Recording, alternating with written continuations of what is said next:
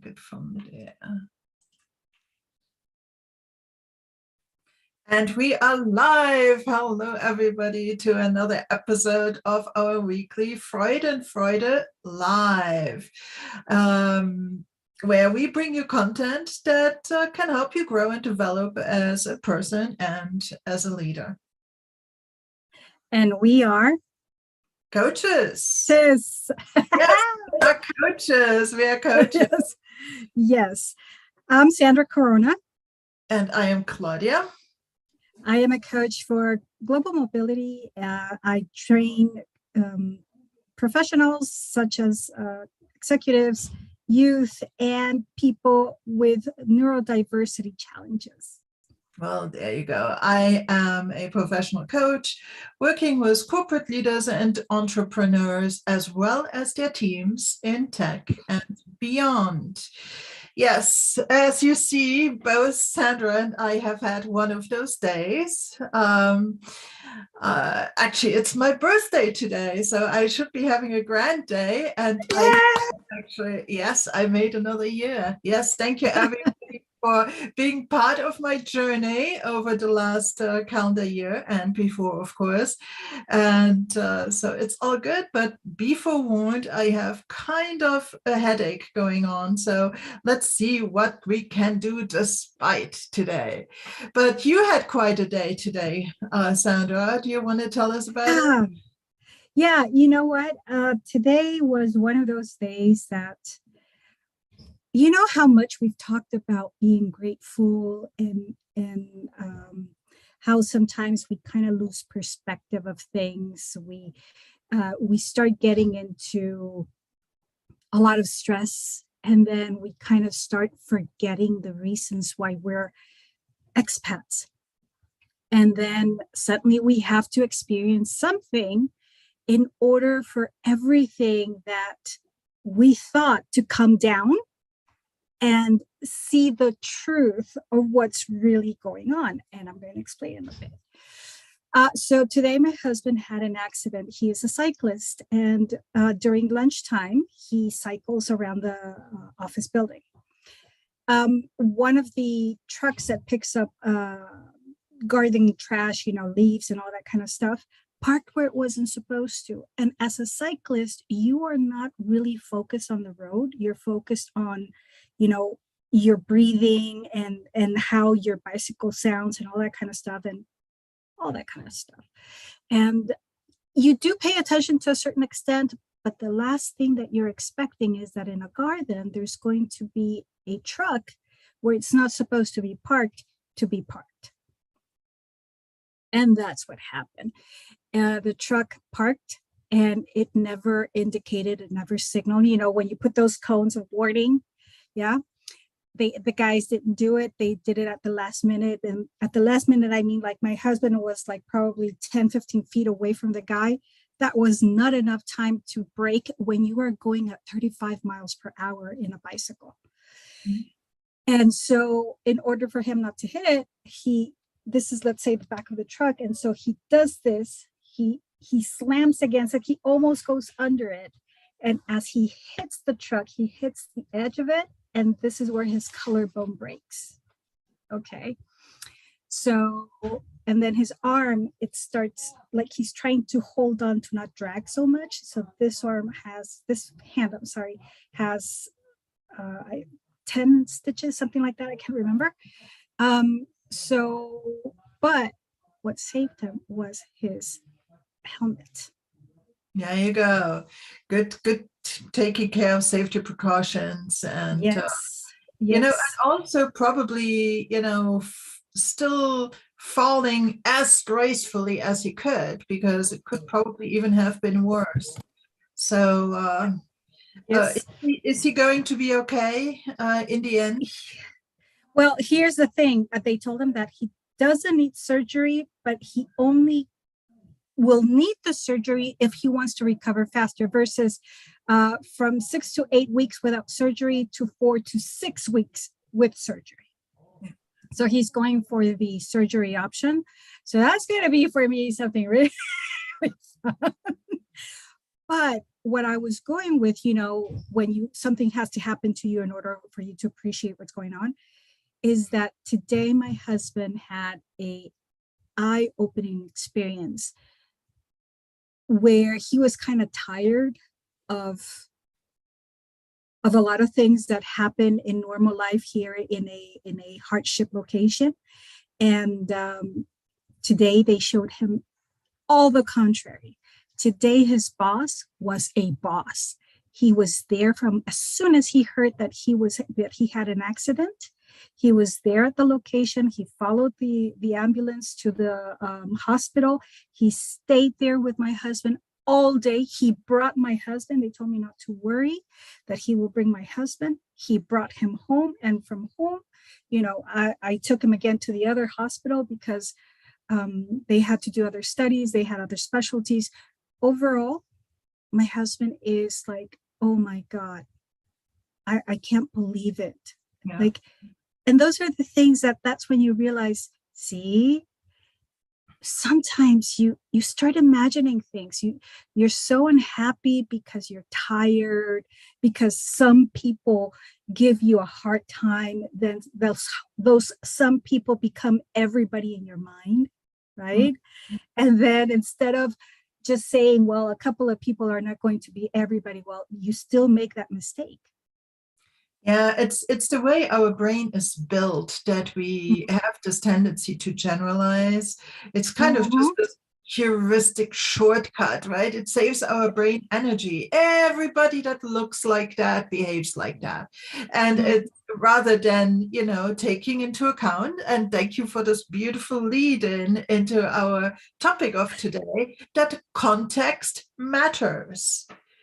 Yes. There you go. Context matters. And maybe in everyday low importance or fleeting moment context, people behave kind of flippantly or whatever, or can't be bothered. But then when the context changes and it really matters, see there that, they step up to the plate and, take responsibility. And so, it really shows that even people we think we know, if the context changes, their behavior can change. Even people that we do know. And then, of course, let's not even go to stereotyping people we don't know. We don't want to do all that, right? Even though our brain has this tendency, let's hold ourselves true to the fact that we just don't know. We just don't know. So context matters. Context matters. Correct.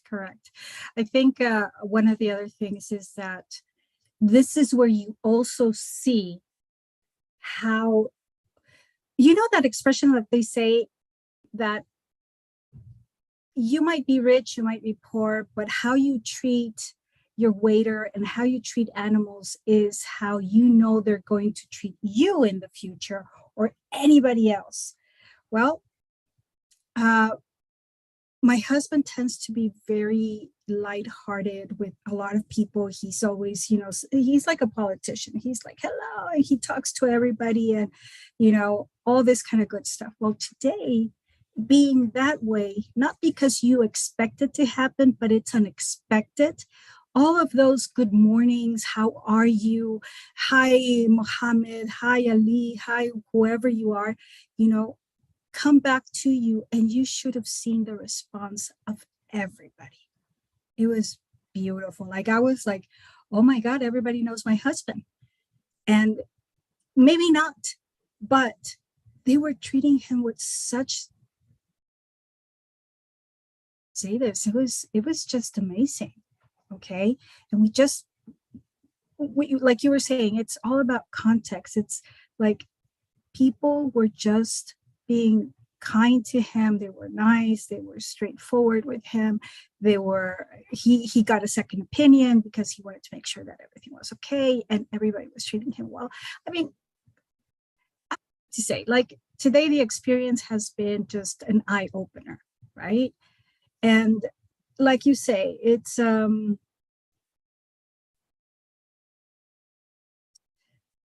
being able to do something and believing that you can do something. In his case, in the case of the people that took care of my husband, they didn't talk English, but oh my God, they were communicating with each other like with sign language and like, well, not sign language, but like with signs and everything else. You believe you can do it, so you can do it, right? And it kind of reminds you of how children communicate, right? When they don't speak the same language. So it was kind of to see it, but it was beautiful because when you want to, you can do it. Yes, if you want to, you can do it. And if you don't, you can't. Exactly. Right? Exactly. So I don't actually remember, silly me, who said this, but there's a quote out there, and if you Google it, I'm sure you can find it. Whether you believe you can or whether you believe you can't, in every case, you're right. Yeah. Correct. And so that actually comes into just the importance of our beliefs. So context matters and our beliefs matter. And I think that, oftentimes we can be make more fine-tuned, make better differentiations if we link our beliefs to the context in which they apply. Rather than saying, I believe this, make sure that you're clear about your context or your assumptions that are part of that. I believe this if that and that and that and that are true. Yes. Okay. So right, but I mean, just check for your assumptions, check for the underlying context that makes things true or not, right? And so believing is so strong a factor. And one example that always easily comes to my mind is from when I was tutoring. I was being a private tutor during times when my health wasn't quite that great. I was a private tutor for kids just finishing high school and early university. And the topics I tutored most were mathematics and computer science. Okay. Well, mathematics for many is kind of this thing like, I am bad at math. Guess what? If you believe that you are bad at math, you are going to have a hell of a bad time with math. And I think during some previous episode, I shared my personal anecdote with this, where for the longest time, I believed I wasn't that good at math. And in the end, I graduated college, thank you, with a mathematics degree. And so, it's like these beliefs are so powerful because our brain tries to make true its internal beliefs. Meaning, if you fully, viscerally believe that you are bad at math, your brain is going to come up with 1,001 ways of showing you how incapable you are of solving this. Motivation is going to go down. You're going to find so many excuses not to work at it, and ergo you can't maybe learn it or do it, right? It's like so much is going to self-sabotage you, meaning you are going to self-sabotage yourself from even ever believing that the opposite could be true. And that actually is at the heart, I think, of what we wanted to talk about today. I will share, with your permission, Sandra, just very briefly one image here. Let me see. And the attribution to this, unfortunately, it's just one that I found on the internet.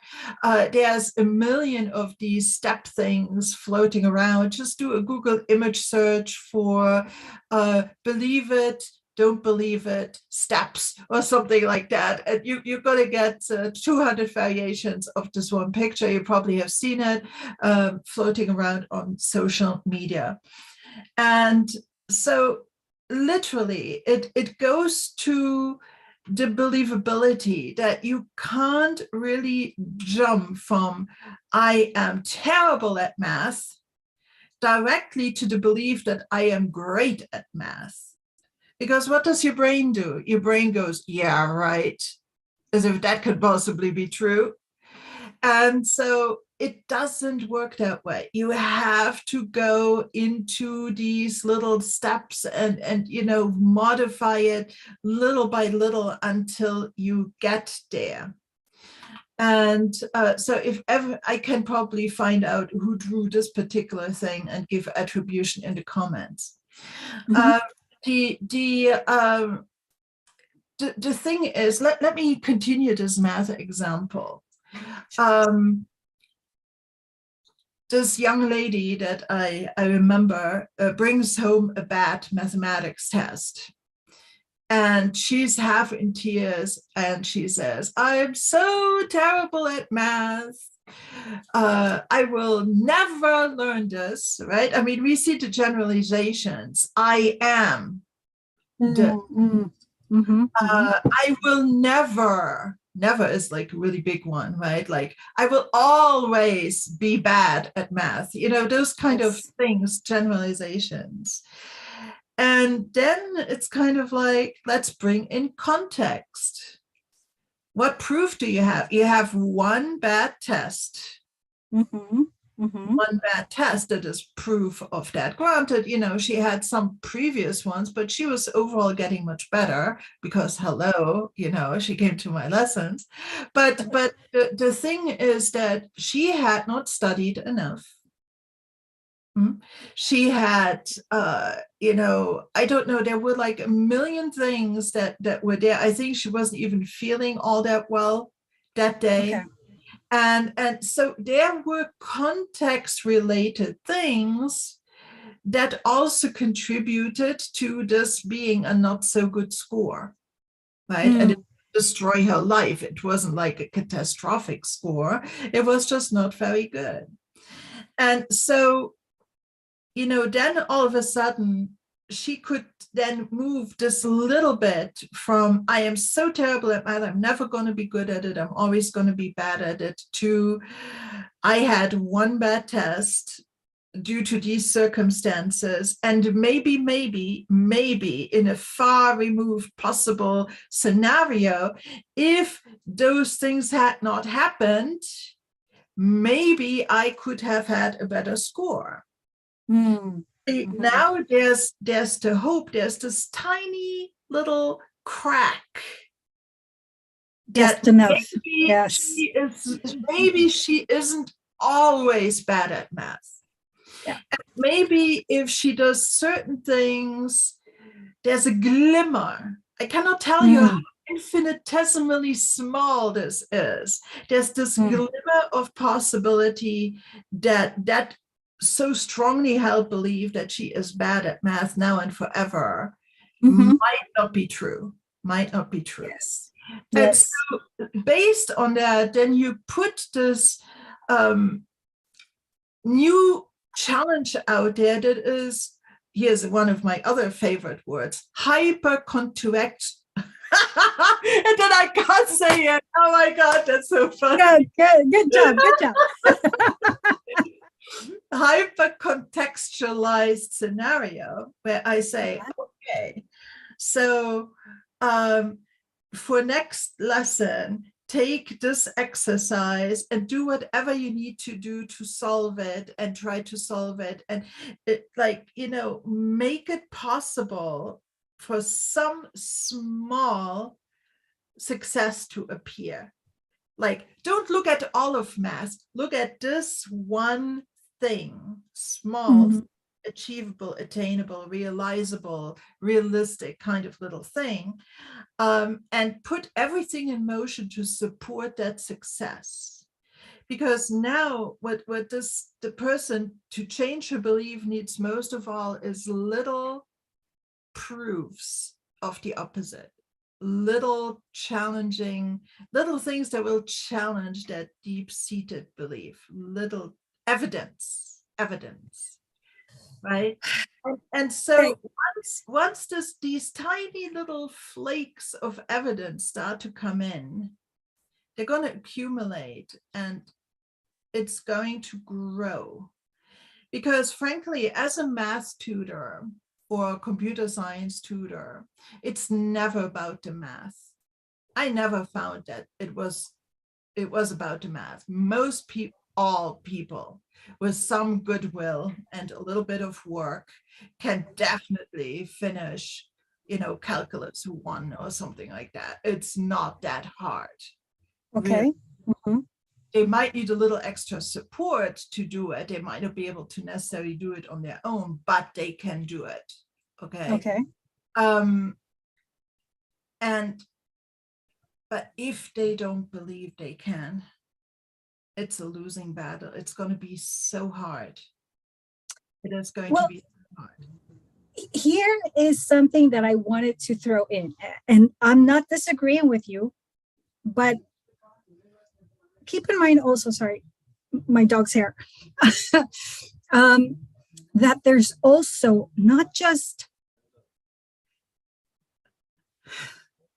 there's not lost students, okay? There's not just lost students, but there's the bad teachers, okay, that you encounter in life, okay? Those bad teachers can be a leader. So you can imagine based on your situation, put that person there based on what we're talking, right? Yeah, because this was a scholastic academic example, exactly, but of course, exactly. I hope that people are astute enough to see kind of the parallels, Exactly. Yeah. So I'm going to put myself out there because this is the part where I'm like, how the hell did I do it? Okay. I remember that at some point, yes. I remember at some point in my life, I was good at math, but I had really good teachers like for the first 2 or 3 years of my life. Really good teachers. And I thought I was like acing it, okay? The moment that it complex, meaning that it was the timetables, like I can do 2 + 2 and, that was easy stuff for me. But when it came to the timetables, and this, I'm pretty sure there's a lot of people out there don't know their timetables. Did you know that my husband is an engineer and he doesn't know his timetables either? I did not know this. Okay, I thought I should be able to survive life without my timetables. There's always calculators, okay? I don't know how I did it, but I got away with it. Okay, but then let's remember that we are Generation X. You and I, we're Generation X. And Generation X, we had really tough teachers, like, spankings and hitting on, hitting your hand, like, you don't understand it, you're dumb, bigger words, but, you get the idea. And something that probably you would have done easily gets gloomy, it gets mudded, okay? It has poop all over because there's always that one person, that teacher, that just couldn't help you or was not interested in helping, okay? Let's be honest too. And that, let's say now, for example, let me put it now in leadership. There's the good leaders, right? There's the leaders that know how to express themselves, that know how to use your strengths, that understand your weaknesses and have the time and spend the time, right? But this is something very interesting. Teaching a student to learn and teaching an employee to succeed are very different if the leader, or in this case, the teacher, does not have within their evaluation to be sized or to be measured on how much their students or their employees progress. Okay?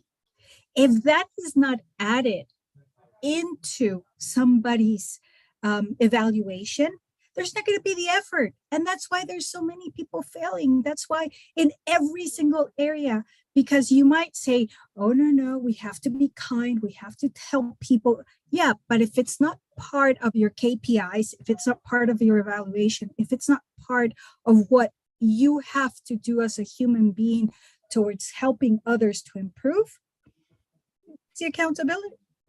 Yeah. So Actually, a lot of what you say has actually been backed by research. I mean, yes, you can even exactly. read like Mindset, let's say, the book by Carol Dweck, and she talks at length about this. And that I think it was in the second edition of that book, they had done so much research into how much the belief of the teacher impacts the belief of the students. Yeah, and there is things like that, like especially young minds, they tend to believe what they're being told, and they're Yes. much more at the mercy of other people's opinions. So I'm not saying that as adults, most of us aren't. That's not really the case, but young minds are much more vulnerable to that. Let's say. Mm-hmm. And indeed, there was marked scientific evidence backing that up, that the self-esteem and so on, and the performance of students with quote unquote bad teachers was markedly worse. And then also, that the way that teachers mention the progress students are making versus the absolute behavior or the absolute performance of that student in a test, let's say, that was not an outcome based, but really a improvement based feedback that was being given. And there's some very powerful lessons in there for leaders as well, that, giving feedback about the progress being made, about the effort that was put in, even if that person was not necessarily at this point to turn it around to the extent that you had expected, or the extent that you had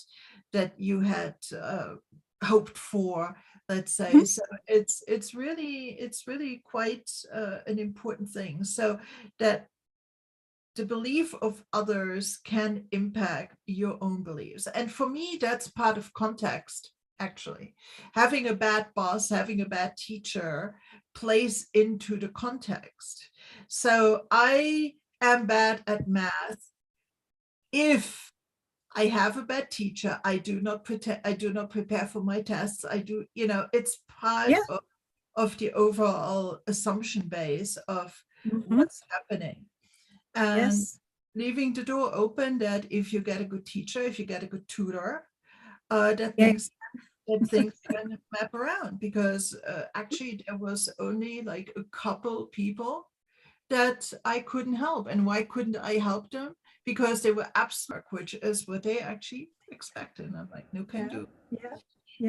And so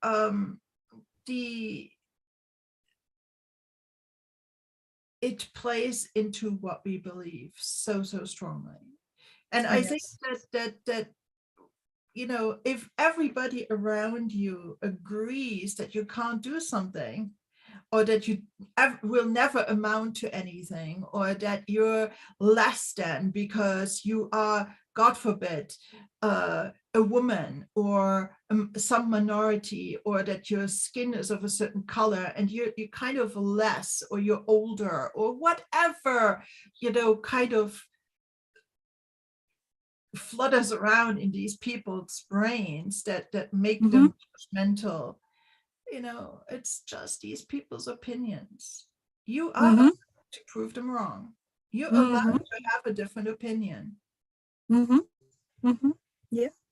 I can tell you one thing, that one of the reasons why a lot of my generation, let's say public schools or private schools, succeeded Generation X, it's because back then in those schools, and I think there's still in Europe, There's after school support, okay? Where if you were lacking something, tutors like you would be available after school for students to stay in school, be heard, be helped out. And then on top of that, the school will feed you. Like, what else? I mean, that was a great time to be a kid because we had all the support in the world. Suddenly, unfortunately, private schools and public schools changed that. And there was no more funding. There was, things changed. And so that's why you have a generation that is struggling. And I can tell you that there were so many children that could not pay their lunch, but they were good students because they had that support. And I'm pretty sure a lot of them are doing pretty well. Okay.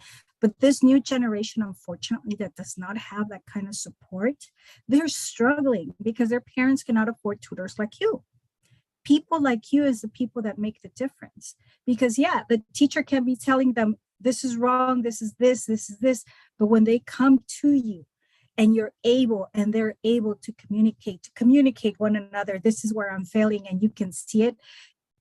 Even if it means that you have to go back like 2 or 3 school years in order for this person to relearn, that's what you're there for.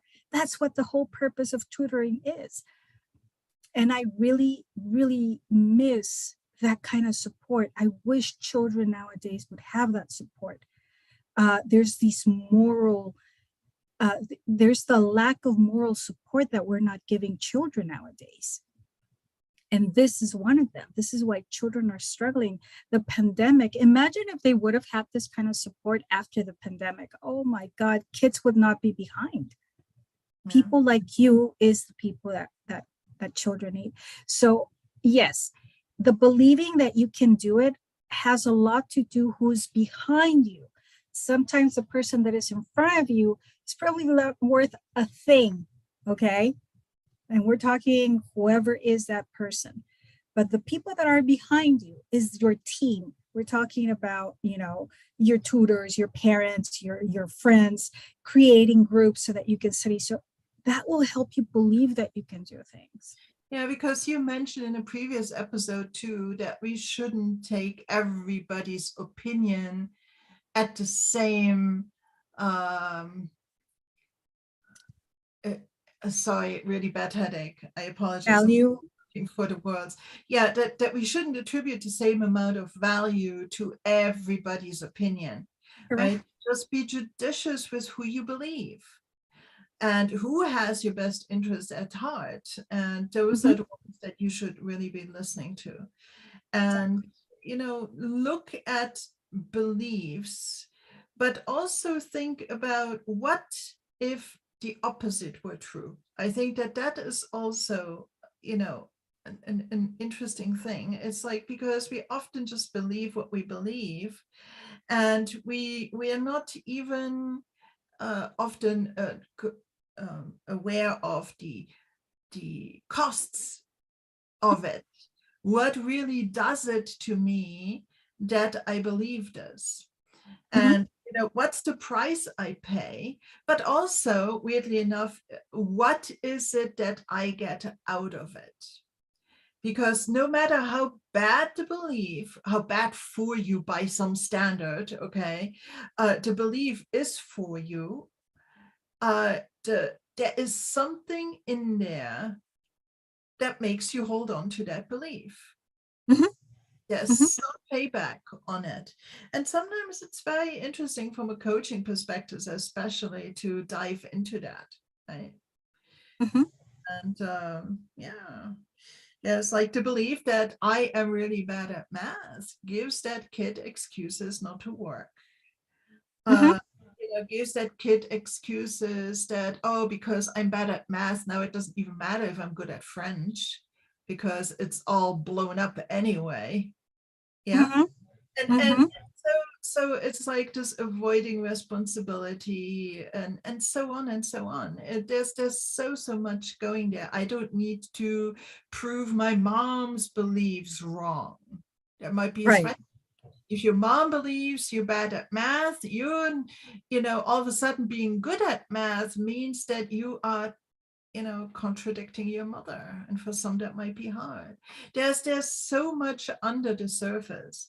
And I found as a tutor that actually most of what I did was coaching. Okay. And Okay. I know that when these mindset, these belief things clicked into place, math and computer science was a no-brainer. It was then just a matter of practice, but it was in the bag. It was a done deal. And so I, you know, even long before I was a coach, I was a coach. Yes, exactly. I can hear. Yeah, I see. I see. You know, what's also another thing that happens is that as a kid, you know, you go through so many things that it's important to guide. It's important to guide children into saying, like you're saying right now. You know, there's going to be obstacles. There's always going to be somebody that's going to tell you you can't do it. There's always going to be somebody that's going to tell you you can do it. And there's always somebody that's going to make you feel that you can't do it, right? So understand the difference between one thing and the other. I think if context, right? And there's so many children out there that have gone against prejudice. You know, imagine if all those kids out there, like I was watching a video today, I'm pretty sure a lot of people have no idea who I'm going to mention, but he exists. It's this kid that is 16 years old. He started a business. He came from a very low, let's say low budget place, area, school, but he did not allow that for it to define him. He had a mother, one person, as long as one person, the right person believes in you, right? That's all you need. This person was his mother, and so he started building a business. He bought a house, flipped it, a 16-year-old, and sold it for like 40,000 more than what it was supposed to be sold for originally. He bought a motorcycle that was like $2,000 and he sold it for $30,000. I mean, the kid was amazing. And all of this between the age of 16 and 17, he proposed to his girlfriend, bought her a diamond ring. Like this kid had his life together in a year. Why? Because he believed that he could do it. Because the system, he did not worry about the system. He did not think about what the system was thinking about who he is, how he looks, what he should have been or what could have been. He knew that he was going to be somebody. And that's what he did in 1 year. It's you know, and story, I do not know who you're talking about, but it does not really matter. An interesting question that lends itself to reflection is this: a lot of people are thinking about what needs to change, what do I need to do to get out of my situation, to improve, and so on. Right. But yeah, rather than that question, another question that might be more at the core is, who do I need to become? And what do I need to believe about myself to make these things possible? mm-hmm. Right? Mm-hmm. It's like you want to become a whatever entrepreneur. It's like the question is, what do I need to believe about myself to be a good entrepreneur? And what, again, there are going to be blind spots, of course, but there is going to be resistance to some areas of this entrepreneurship person that you want to be, and the Mm-hmm. success that comes with it. There's always going to be some barriers there. And the barriers are there because of some underlying things you believe about yourself, or how you're going to handle changes in your context. Mm-hmm. Yeah. Mm-hmm. Fear of failure is my context changes in a negative direction. How am I going to deal with it? Fear of success, my context is going to change in a positive direction. How am I going to deal with it? Mm-hmm. And the more I think self-confidence you have, and the more your belief system empowers you, the less importance you give to context.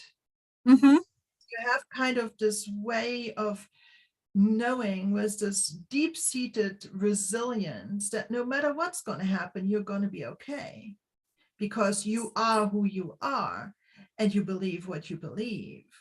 And this Mm-hmm. is nothing you can fake, really. No. This needs to be like from your core, which Mm-hmm. doesn't mean that you can't work on it to make it that robust. Mm-hmm. Yeah. Mm-hmm. Mm-hmm. And sometimes all you need at the beginning is a glimmer. Mm-hmm. I talk to a lot of coaches, and there's this thing at some point in every coach's career. So I think, no evidence, no nothing. I think I would make a really good coach. Yeah. Yes. There's a thing like no nothing, right? It's like, but Yeah. it's this glimmer again, just the slight possibility that there might be something there. And then you go out and you prove it to yourself. And the more you learn, and the more you practice, and the more you invest yourself into the stance you need as a coach, the skills you need, the mindset you need, because a lot of coaching is really hardcore mindset work on the part of the coach. Perfect. It you build it up. So this glimmer, hold on to that. If there's a glimmer, you can work on it. Yeah. Yes. Yes. And Yes. so very often all you need is to find that very, very distant glimmer. You're in a dark place and you think like, is this just like an optical illusion, or is there really like some match that was lit like 200 meters away? Is it really what I see or not really? It's like such Mm-hmm. a small thing, but Mm-hmm. that's enough. It's Yes. the crack Yes. in the not possible. Mm-hmm. Did you have a Yeah. moment like that? I think Oh I'm a my God. Yes. I mean, I'm going to be honest. Like, there's many times where I question myself, where I'm saying, oh my God, am I doing the right thing? Am I going the right way? Is this where I should go? Is this what I should do? And you doubt yourself. And yet you still continue, because let's remember that when you start hearing about the clutterbacks, and you start hearing about the gold, what is it? Gold, Goldsmith. coaching, Goldsmith, I'm sorry. Yes. And all of these people, uh, when you start hearing about authors and great coaches around the world and leaders, By the way, it's the names that Sandra just mentioned, for those of the audience that might not know, they're like a couple of the really great master coaches out there. yes, So exactly. there's many more, Oh yeah. obviously, just for people that might not know who you were referring to. Yes. Thank you. So what we see is the shining, like this really bright star, right? We see it and we're like, oh my God, I want to be like him. And you push and you do, and you're like, when is my success going to happen? And there's this clear picture where you see the iceberg, right? From the top, right? Where it looks very nice, and you see all the nice water and the ice. What you don't see is all the effort and the years it took for that iceberg to be floating right there. There's millennials, like, oh my God. So people like all of these coaches, leaders, great people that you hear about, they've been pushing and pushing and pushing and doing and working, and they fail and they do it again, and they doubt themselves, but then they push again. And then they talk with people that, thank goodness, I have Claudia and I have other friends that I can talk with. Those are the people that push me into saying, hey, you failed? Okay, continue, because you know what? Success does not happen overnight. Okay. And it's like, David Clutterbuck was one of my teachers, one of my team coaching teachers. He's 75 years old right now, and he just published or co-published his 75th book. Okay. So if you think about topics, in that you have to digest in 75 books over decades, right? Because take it from me, it's work to write a book. And you work on it for decades, and you surround yourself with a truly stellar team, because he works with some other greats, right? And it's like, how could it not happen? How could it not, right? And when I started my coaching practice, it was the same thing. It's like, I firmly believe that this is going to work out. Might not be today. I am a great coach. I actually am. I actually am. But the thing is, no, but this business, because running a business, a coaching business, is a different thing than being a great coach. You can be a great coach and completely, pardon my French, at the whole business end of it, and the marketing and social media and all those things that go into it. You might be needing to do things on a shoestring or whatever. It is a completely different beast. But on the other hand, if you have this fundamental belief that it's going to work out, if not today, then tomorrow, you are going to plod along. And if you keep plodding along in alignment with your interests and your preferences and your values, and fundamentally also your beliefs, I think that you're going to build traction. For some of us, it might take a while longer. We might not have the big shiny neon colored client after 3 months. It might take 3 years. But the thing is, if you have this ability to believe, this believability, this ability to believe that it is possible, if you see it at the distance, I think that it will give you the strength to persevere. Yes. Right. Yeah. Because, I think that so many coaches, and I have known some myself, that might have had a wonderful potential as a coach, like to actually coach people, right? They had the heart in the right place. They were actually skilled at it. They had studied it and things like that, but they couldn't hold on. That belief in themselves wasn't enough to make them persevere in this coaching business aspect. And ultimately, they were not able to maintain their coaching practice. Correct. Mind games.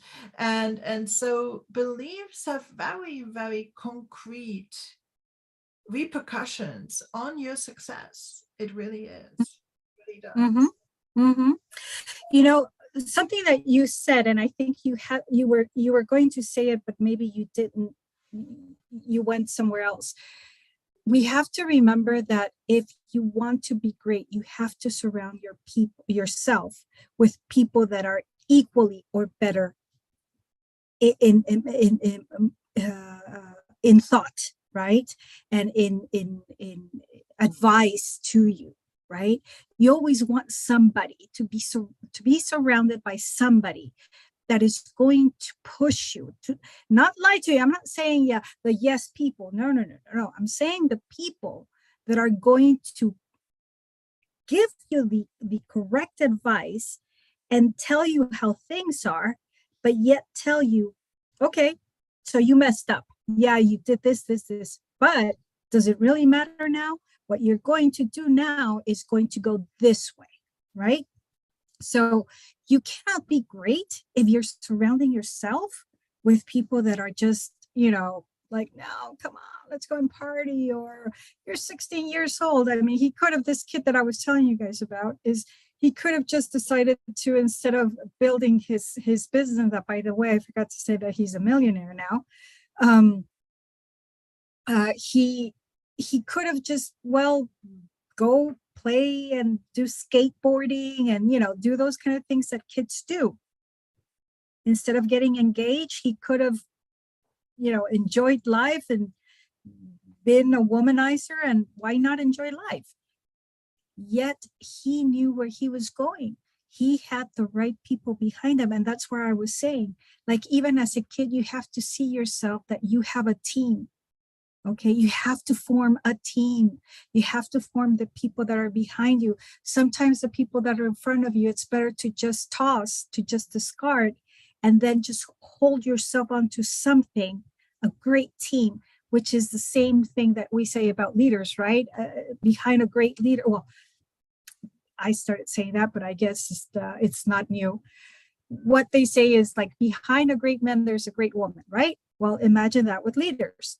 Behind every great leader, there's a great team. Leaders could not do it without their team, without the people that do the typing, the creative ideas, the everything else.